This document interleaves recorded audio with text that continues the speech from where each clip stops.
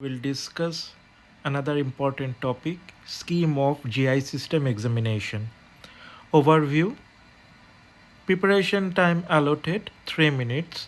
Try to utilize the whole 3 minutes in preparation, reading the scenario again and again and prepare the strategy. Time allotted for examination and discussion 8 minutes. Warning bell will be given at 6 minutes. Total marks allotted 8. Introduction. Greet before you start. Introduce yourself. Define your role and responsibility. Wash your hand with sanitizer and take all the COVID precautions.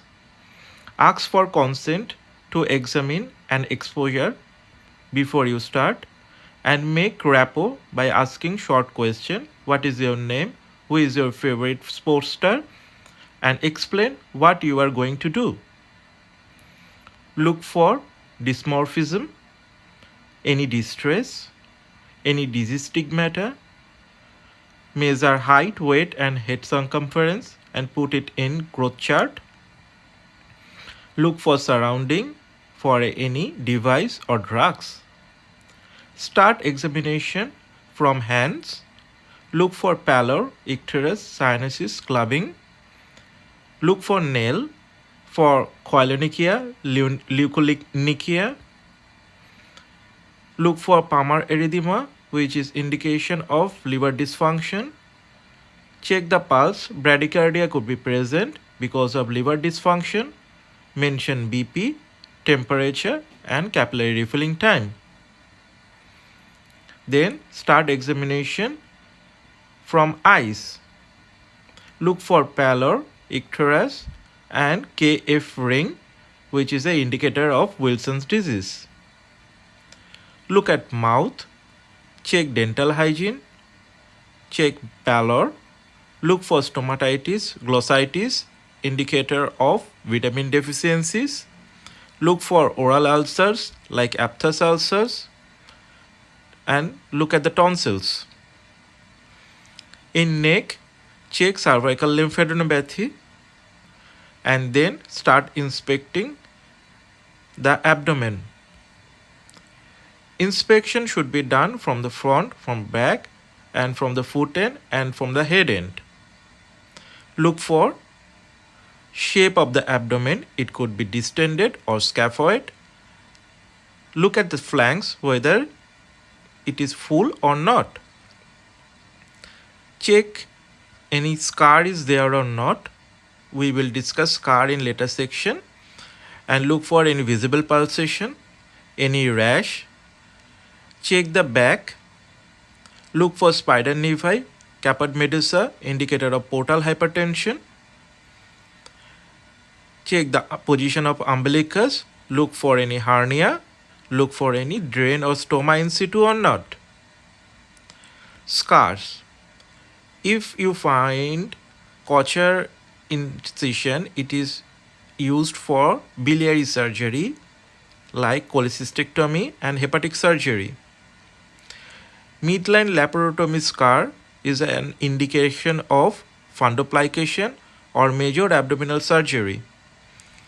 Transverse upper abdominal incision given for repair of congenital diaphragmatic hernia and splenic surgery. Pylorectomy scar is given for treatment of pyloric stenosis. Gridiron incision at McBurney's point in right iliac fossa for appendicectomy.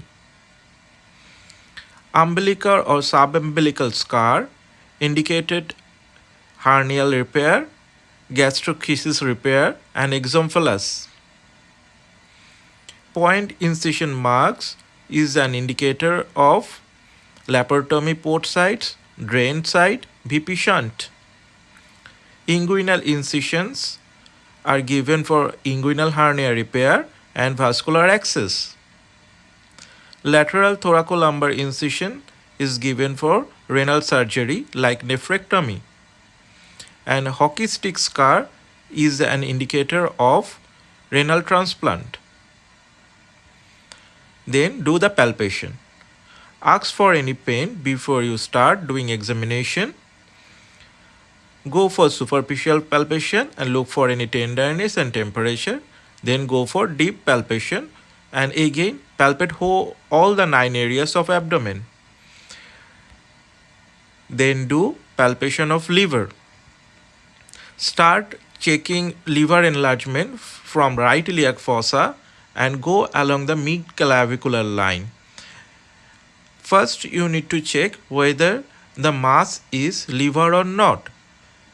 It moves with respiration and getting above is not possible because liver is an intraperitoneal organ. Check the margin, surface, consistency, liver span, tenderness and left lobe, and auscultate for liver bruit. Then start palpation for spleen. Palpate along the splenic axis from right iliac fossa. It moves with respiration and getting above is not possible. Look for splenic notch, surface, consistency, tenderness. Then do the palpation for kidneys. Kidneys are not move with the respiration and getting above is possible because kidneys are retroperitoneal. Palpate the kidney. These are palpable and bimanually ballotable. Look for any lymph nodes, particularly the inguinal lymph nodes. Examination of hernial orifices are very important, and examine the genitalia. Then start percussion. If the abdomen is distended, think about ascites and check the fluid thrill is present or not, and do the shifting dullness. Then auscultation. Auscultation should be done for intestinal peristalsis sound, which is present or not. Look for any hepatic bruit, renal bruit. And in order to finish examination, check for pedal edema, rectal examination, mention nutritional assessment, mention routine urine and stool, and do the respiratory system examination. Important points: always ask for chaperone in older children, always ask for consent, always ask for any pain. Don't forget, portal hypertension, only splenomegaly is found. Read the causes of hepatomegaly, splenomegaly and hepatosplenomegaly.